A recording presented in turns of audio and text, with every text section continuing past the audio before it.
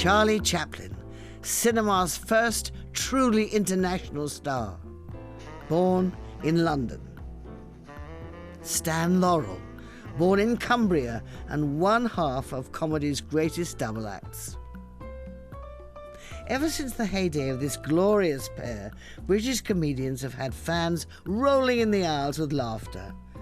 In this programme, we're looking at some of the funniest homegrown film stars to make their mark on British cinema audiences. We start with a man who, armed with only a ukulele and a cheeky grin, became Britain's biggest box office star of the 1930s and 40s.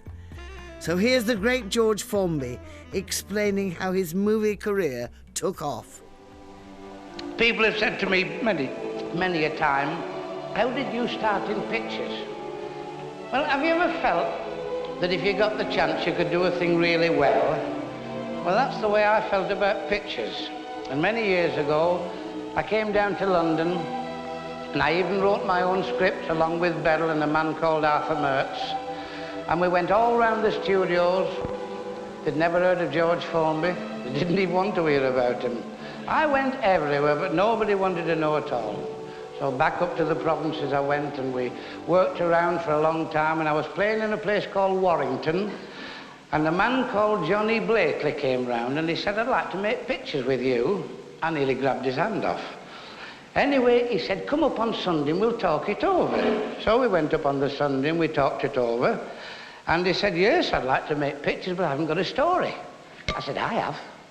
And we brought out this little story that we'd written. It was called Boots, Boots. So the whole thing was settled. We came to London and we went to the film studios. Studios. One room over a garage in Albany Street. And when we wanted to start making the picture, we had to press a button so that they stopped the engines down below.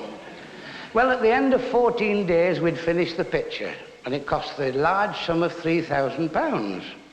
Well, then came the time to sell it. Nobody wanted to buy it. But it did get a world premiere in a place called Burslem. It did, you know, and I'll never forget, because I went up there and it's strange as it may seem, it packed him out. When it was a lousy picture. Oh, it was so dark in places you had to strike matches to see it. The courting couples liked it, though. But at that time, Basil Dean, who was making a lot of very big pictures, he was going around the country trying to find out what the different salesmen wanted.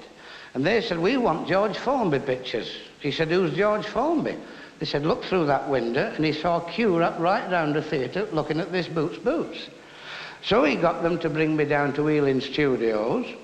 I signed a 7-year contract, and that was the start of me making 22 films. And there again, strange as it may seem, every one was a success. George Formby's film persona was the lovable, innocent, cheeky chappie. Territory also mined with great success by the wonderful Norman Wisdom. But tickling a different funny bone entirely were Britain's most critically successful films of the period, the Ealing Comedies. Full of dark, satirical humour, they won awards, were hugely influential, and showcased some wonderful actors, including, of course, the incredible, versatile Alec Guinness. Perhaps the richest vein of your film career, although you might not agree, was the Ealing Comedies. Well, I was very lucky over that. Sir Michael Balkan sent me, and Robert Hamer, with whom I became great friends, sent me the script of Kind Hearts and Coronets, just as I was going away on holiday, asking me if I would play 4 parts in it. And I read it on a beach in France, and I collapsed with laughter on the first page, and didn't even bother to get to the end of the script. I went straight back to the hotel and sent a telegram saying, why 4 parts, why not 8? The SPCK have provided us with a large number of copies of the good book, translated into Matabele. But as none of the natives can read even their own language... You speak Matabele yourself? Not as a native. It would be most interesting to hear a sample of the language. I'm afraid my Matabele is a little rusty. Oh, come, my lord. Daniel, cast into the lion's den, for example.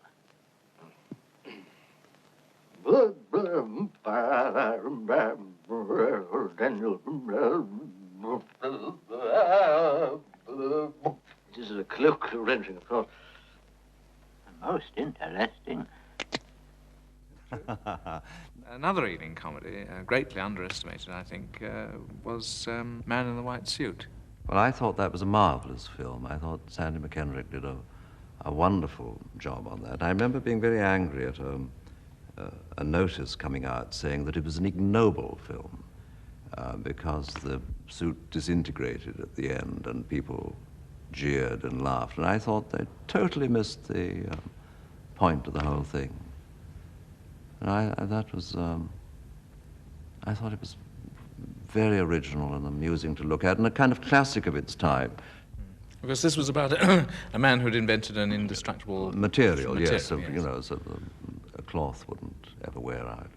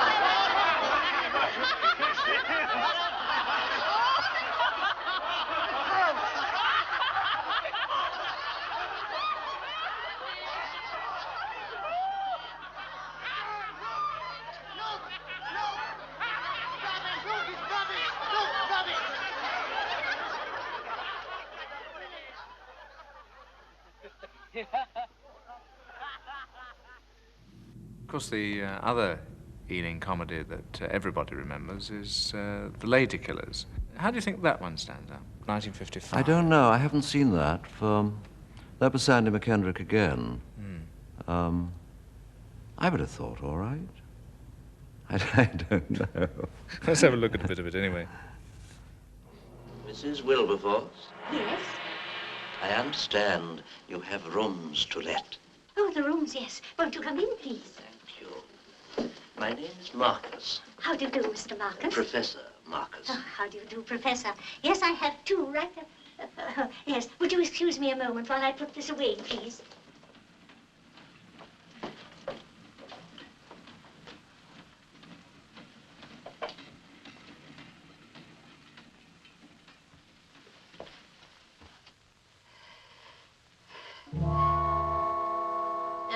I'm afraid it's quite impossible to make it hang evenly, Professor Marcus, because of the subsidence. Subsidence? From the bombing, none of the pictures will. You have no other lodgers. Oh, no, the upper floors are no longer structurally sound. But the two rooms at the rear, they're quite all right. Then you live here all alone? Yes. I think I should tell you, Professor, I'm unable to provide breakfast or early morning tea. This is the sitting room, and the bedroom is just down here. These rooms do need an airing, don't they? I'm afraid there's no proper service. And the view is, well... Most exhilarating.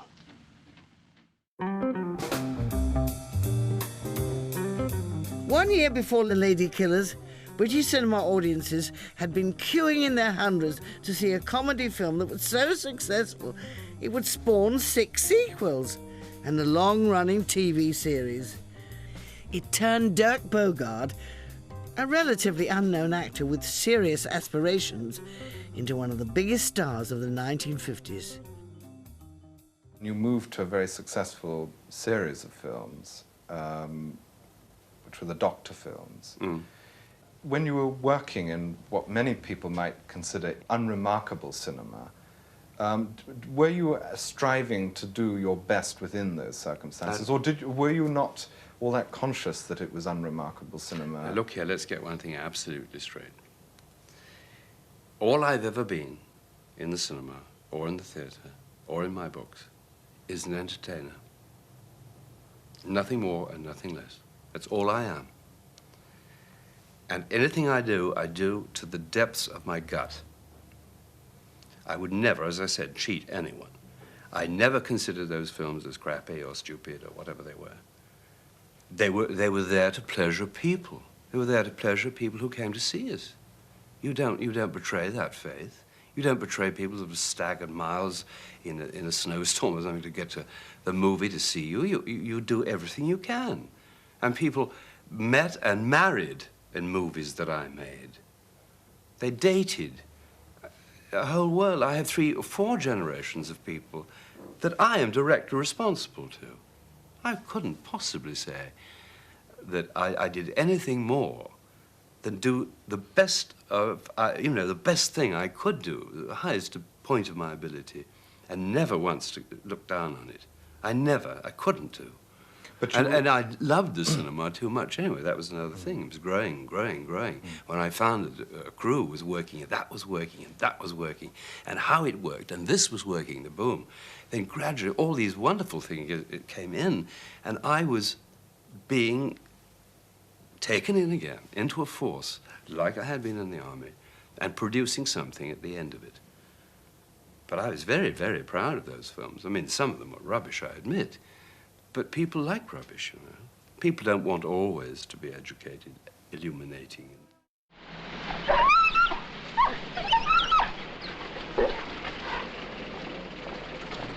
Hurry along there. Now, come on, hurry along. Hold tight, please.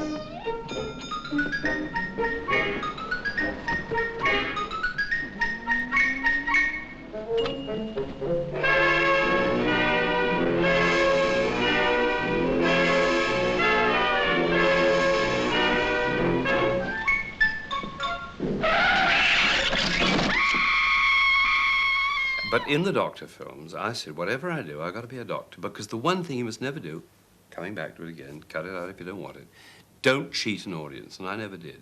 I was never funny in the Doctor films. No, you weren't comical. They think I was funny. Audiences think I was funny. But the people around me were funny. But I was always real, so that when I had to deliver a baby or take out a tooth or whatever it was, you believed in it. It was the hard core of the movie. It was Simon Sparrow. Morning, sister. Morning, Sir Lancelot. Everything ready? All ready, sir. Splendid.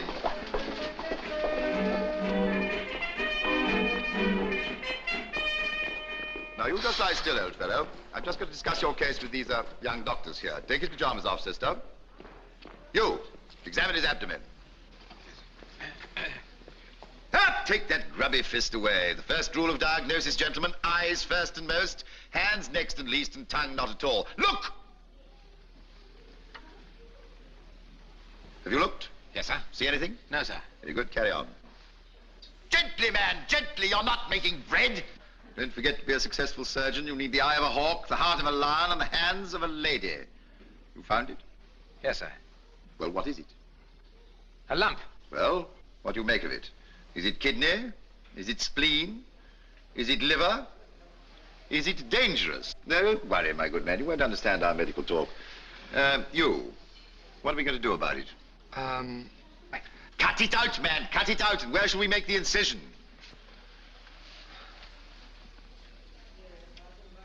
Nothing like large enough. Keyhole surgery. Damnable. Couldn't see anything. Like this. Now, don't worry. This is nothing whatever to do with you. Now, you. When we've cut through the skin, what's the first substance we shall find? Subcutaneous fat, sir.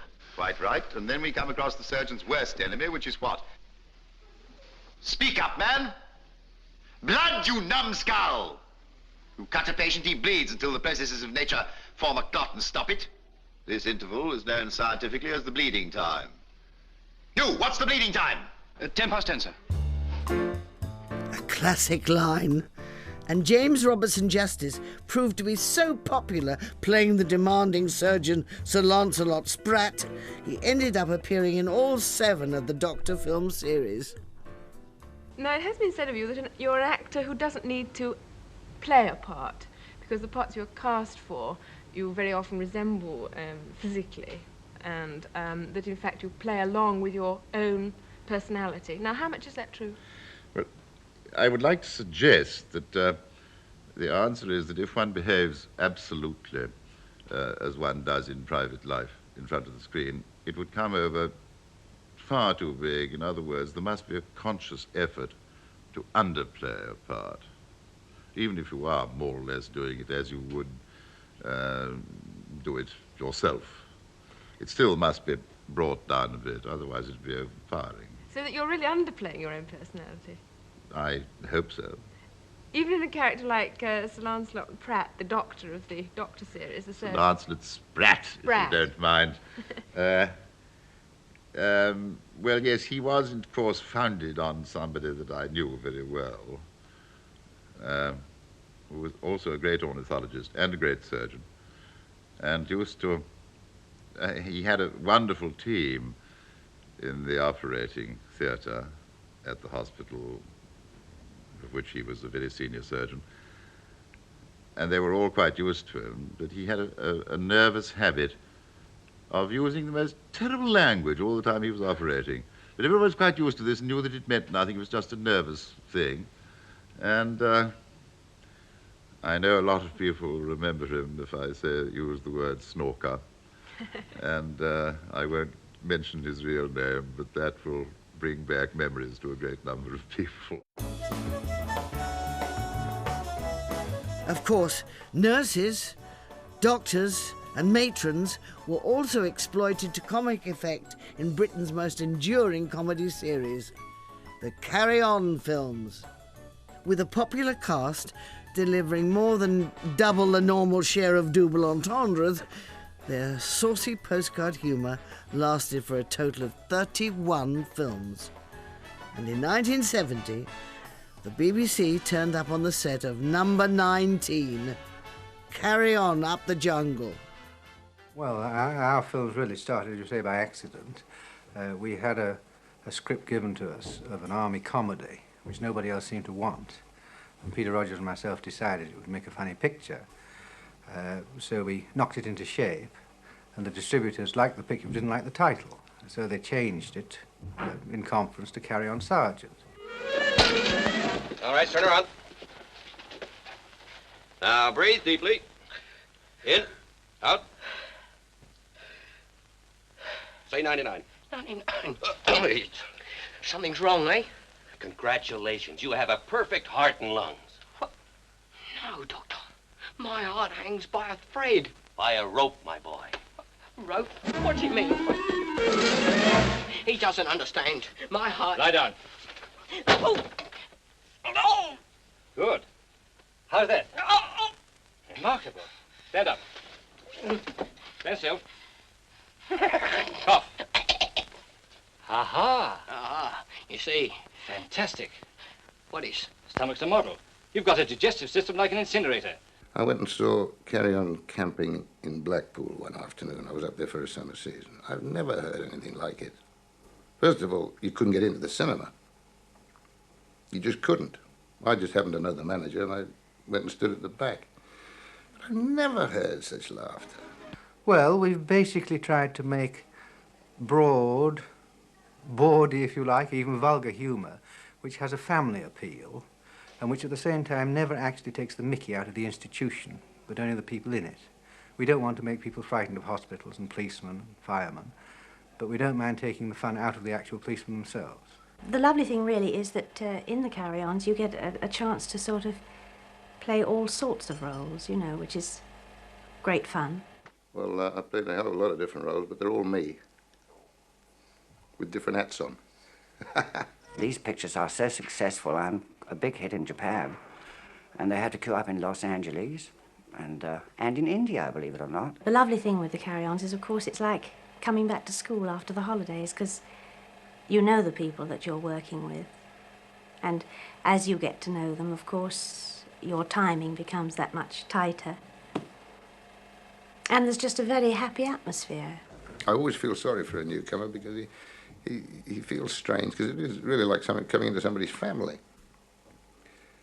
But we've never ever had any trouble with newcomers, really, because we just belt them. Joe Thomas, our director, is as responsible as anybody for the success of the films. He's directed them all. He keeps us in order.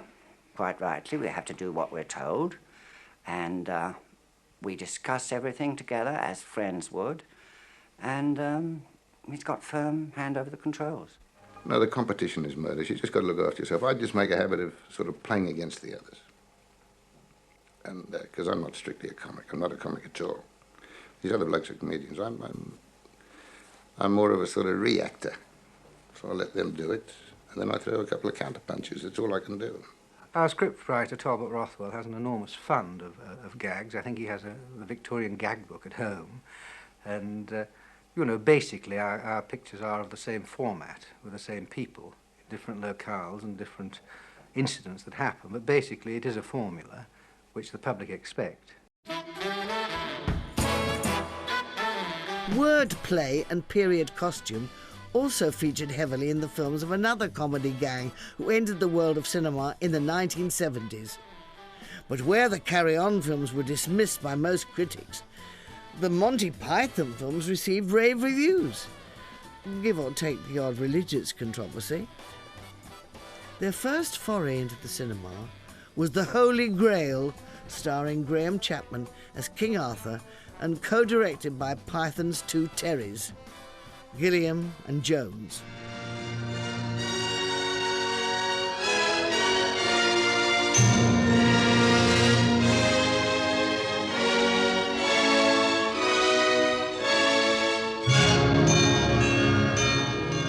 How do two people who've never directed a film before in their lives direct a film?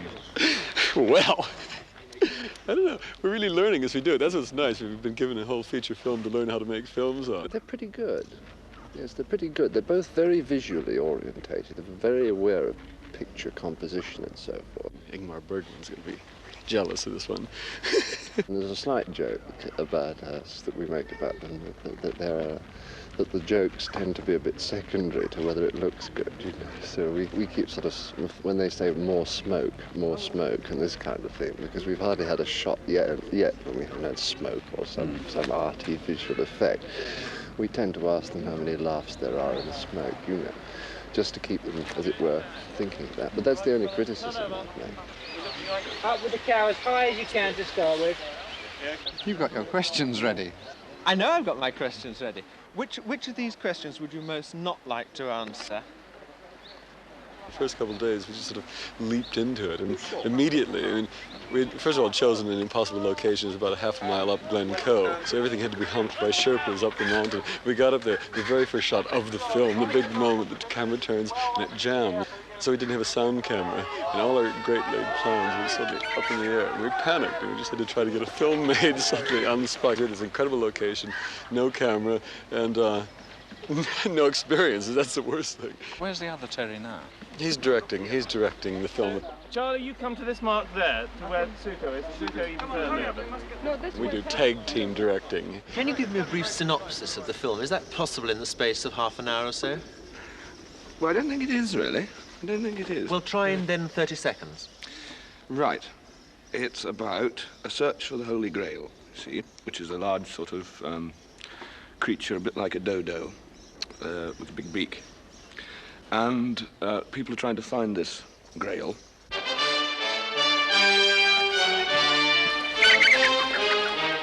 Do they? No. No. Isn't that rather a letdown? Don't you feel It's the audience... It's a big letdown. The whole film is a great anticlimax. John, apart from being interviewed by Film Night, what are the real horrors of filmmaking on location? Apart from the interviews, well, there's the sheer discomfort, the sheer... Am I too physical... heavy? No, I'm no, not that's too... fine. Okay. No, move up a little bit. That's better. That's better. How do you prevent boredom from creeping in? Whoa, I don't really. Boredom creeps in daily. We sit in our renter van, you know, and think what we could be doing if we weren't making films.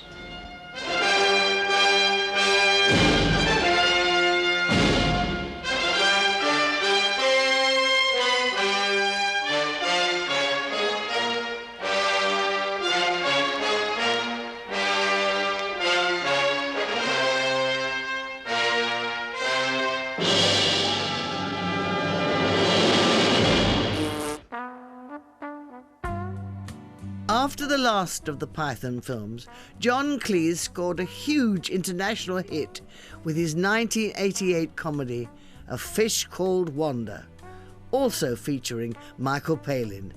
Its director was the then 78-year-old Charles Crichton, who Cleese chose specifically because decades before he had directed Ealing Comedies, The Man in the White Suit and The Titfield Thunderbolt. That's the tradition that I come from, the Ealing Comedies. Those are the ones I loved when I was a kid. And to make one in that vein, but with that slightly black edge, which I really personally prefer in comedy. I call it wickedness, you know. It's, please don't take it seriously, you know, it's all pretend. But I love that real edge to the comedy. A Fish Called Wanda turned out to be Britain's biggest international comedy film for years, until 1994, when the world fell head over heels in love with a floppy-haired posh boy and his amorous misadventures. I assumed that we'd completely fouled it up, and certainly I never watched any rushes until the last day, when Mike Newell came up to me at lunchtime and said, "Come along, and we're showing some rough assembly, and, you know, you've got nothing to lose now, there's only one afternoon's work left." So I went along and I sat there with about 100 of cast and crew watching this thing, and there wasn't a laugh in it. You know, in the months that followed, I really thought I was going to have to emigrate. Making a film is less than half of the process, you know, it's the way you distribute it that's going to make or break it. And I was very keen that the film opened in America first, and I thought if it could come into the UK with some good reviews from the States, people would sit up and take note. When we all flew over to America to first screen the movie, we had absolutely zero expectation that we would get one laugh at all in the audience. Good luck. They were very worried, both sides of the Atlantic, that I was their top of the bill and totally unknown, really. Hi, we've got precisely 30 seconds to make this little commercial for a new comedy called 4 Weddings and a Funeral, starring the absolutely fabulous Andy McDowell. Hi. We've only got 30 seconds because we spent absolutely every last penny on making the film as excellent and as funny as possible, and I think it is pretty funny. What do you think, Andy? Yes. So this is the last 30 seconds of film that we have in the camera, so I'll stop rabbiting on, because I'm just some git with stupid hair who you've never heard of, and Andy's this fabulous goddess, and every time she opens her mouth, it's heaven. So I'll shut up, and over to Andy to tell you everything you need to know about 4 Weddings and a Funeral. A really funny film, I think. But don't take my word for it. Take Andy's. Well, it's like... Well, after 4 Weddings, I was in despair and unemployed for a few months, and then suddenly the film started to do incredibly well in America. There are British things which export particularly well, and I think humour is one, and I think what they call heritage is another. Not that this is a period film, but, you know, I think they like the flowers and the quintessential Englishness of it. That for some reason Americans seem to find that very droll. I've discovered that in my travels in America now, that you've only really got to say gosh or, you know, by Jiminy to get a huge laugh. Oh no, another wedding invitation. I've gone from being semi-failure actor to, you know, lots and lots and lots of jobs. I mean, to the point of absurdity, where now, you know, even totally unsuitable scripts about 70-year-old Irish nuns, people say, well, you know, Hugh Grant could play that. It's bloody frightening because you just feel huge pressure. And I miss very much the old days when one was just doing a kind of supporting part, and if you were good, it was a bonus, and if you weren't, it didn't really matter. And equally, if the film was a success, then that was a bonus, but if it wasn't, it was art, so it didn't matter. 4 Weddings, Bridget Jones, The Full Monty, these are some of the biggest British hits of recent cinema history. But we're going back to the 60s for our final film, Funny Man. To some, Peter Sellers is the greatest comedian Britain has ever produced. He broke new ground in radio with The Goons, appeared with Alec Guinness in The Ladykillers, and starred in comedy classics like Dr. Strangelove and I'm All Right, Jack. And then, of course, there were the hugely successful Pink Panther series, and possibly his greatest creation, Inspector Jacques Clouseau. Peter, where does the character of Clouseau come from? Is it observation, or are you digging about inside yourself to find aspects of him? No, it's difficult to say, Barry, now because, you know, I've been doing it so long. Come from, I think, you know, when I first did the Pink Panther in Rome years ago, he was just a straightforward French detective. In fact, as a matter of fact, Peter Ustinov was playing the role at that time. And I was going to go into Topkapi with Jules Dassin. I successfully talked my way out of that in an interview at the Dorchester. And Peter left the film because of some problems. We crossed over. He went into Topkapi as the taxi driver, and I went into this. And it worked out great for us both. But getting back to that, let's think now. I don't know. We just decided to make him one of those very serious. I mean, the size of his moustache is to give him, in his own mind, some masculinity, you know? And a very serious but completely hopeless at his job. Very serious detective, but completely bad at it, useless at it, you know? But he's kind of vaguely etched in, isn't he? We don't really know very much about him, except that he's a detective and he lives with this Japanese whom he keeps fighting. Yes. But presumably you know more about him than that in order to portray him. Well, I know that he goes to this lunatic, let's say, disguisologist who sells him these terrible disguises. He's a very romantic man. He tries very hard with the women, but he obviously doesn't make it with them too much, although he probably will in the next one. He believes sincerely, as I was just saying, that he's probably one of the greatest living detectives in the world. And also, on top of it, the sad thing is that he knows deep down that he isn't. But he doesn't want anyone else to know it, you know. I believe everything, and I believe nothing. I suspect everyone, and I suspect no one. I gather the facts, examine the clues, and before you know it, the case is solved. Oh yes, there is much here that does not meet the eye. That is quite obvious. What is that you said? Nothing, monsieur. All right. You can go now. Yes, monsieur. But do not try to leave. Everyone in this household is under suspicion. Yes, monsieur. The humour in the Pink Panther films is rather similar, isn't it, to the Goon Show's zany humour? Well, I think all humour has something in common, but...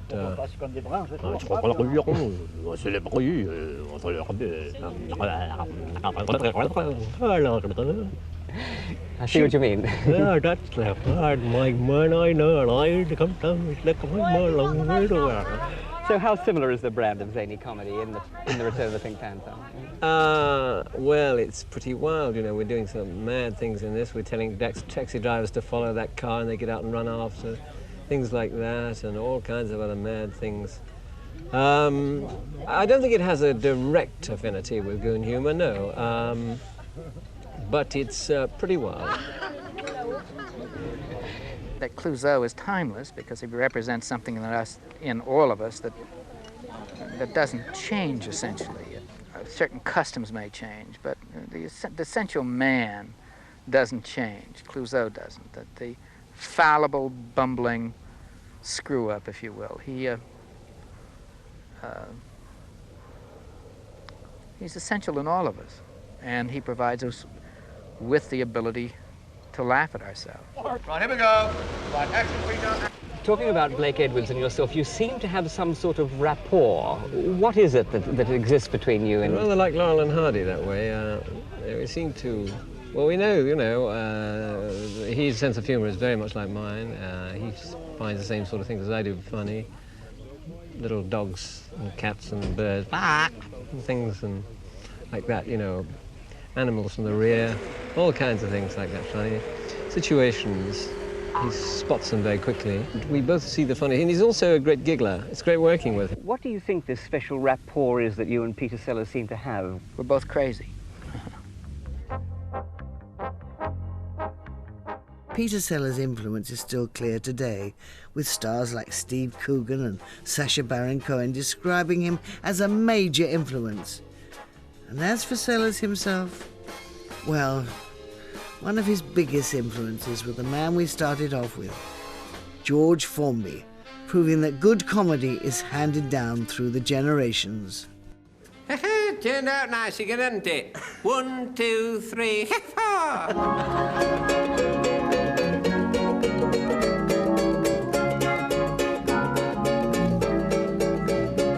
Now I go cleaning windows to earn an honest bob.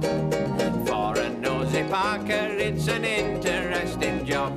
Now it's a job that just suits me. A window cleaner you would be if you could see what I can see when I'm cleaning windows. Honeymooning couples too. You should see them bill and coo. You'd be surprised the things they do when I'm cleaning windows. In my profession I work hard, but I'll never stop. Climb this blinking ladder till I get right to the top. The blushing bride, she looks divine. The bridegroom, he is doing fine. I'd rather have his job than mine when I'm cleaning windows. Continue tripping down Comedies memory lane. Ealing Studios classic, The Titfield Thunderbolt, next.